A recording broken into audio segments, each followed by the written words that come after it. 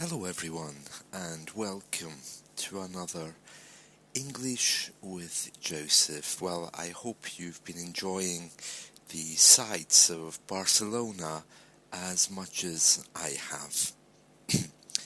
In the last few clips I've been walking around giving you some commentary and some pictures of Barcelona. I really hope that you enjoy them. And if you would like to give me any feedback, don't forget that you can always contact me via Dailymotion or via Skype, Facebook, Twitter, and all of the other things, or the other ways, I should say, that you can find in my Dailymotion profile.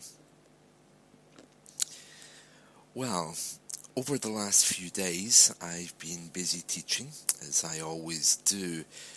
For those of you who are with me on italki, you will know that the weather here in Barcelona has changed dramatically, and it's now very, very warm.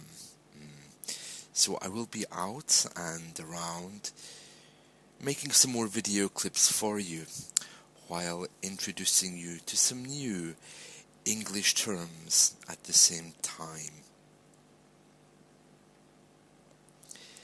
Today I'd like to speak to you about the verb to get. With a few of my students last week, they've been asking me to explain the different meanings of the verb to get, so that's what we're going to focus on today. Well, the first meaning of the verb to get means to obtain or to receive something. For example, I got my passport, or they got permission to build a new house. She got a new coat. I got another student on italki yesterday. We got a new television. So maybe you could use it interchangeably or as a synonym of the word receive or obtain, or sometimes even buy.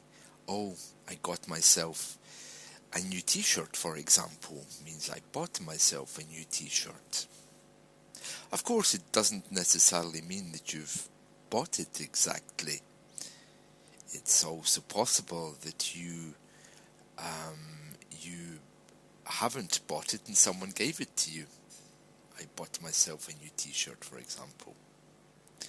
So these are just a few things to keep in mind with the verb to get, and that's its first meaning.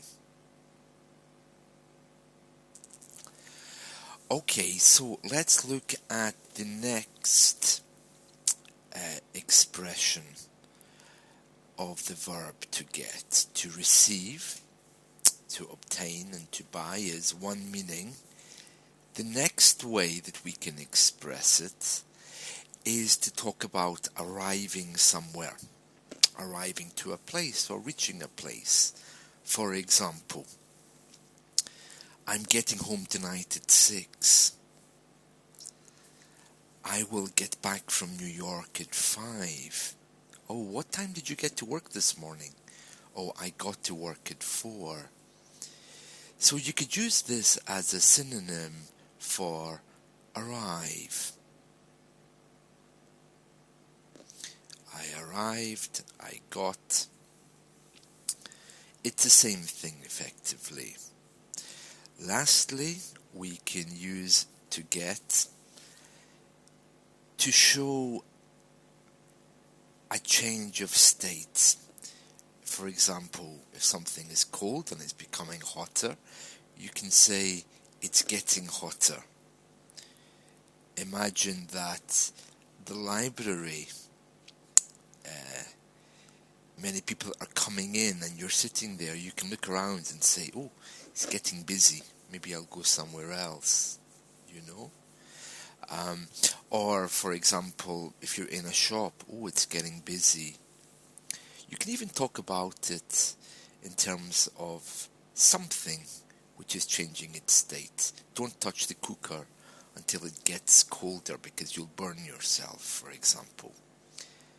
And that's really it, that those are the main ways that we use the verb to get. So firstly, we use the verb to get to talk about something we're obtaining, we're receiving, or we're buying.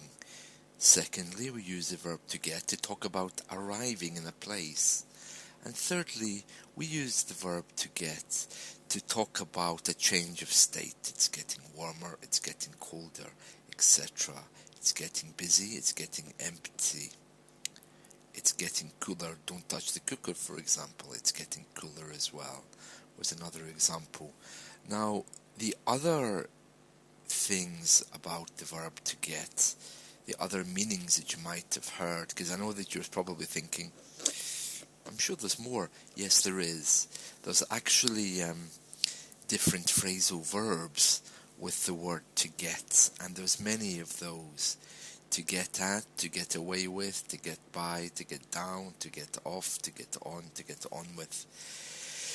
I can send you a list of those if you're interested. In fact, I can send you a copy of my book, which, strangely enough, is called Phrasal Verbs.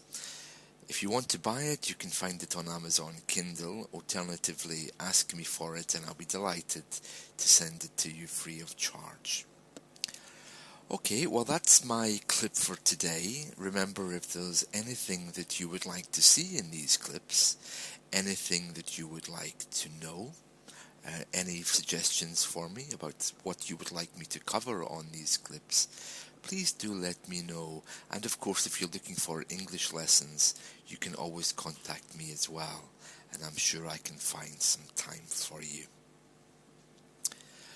Okay, well, I start work at 12 with Business English, so I better go and prepare.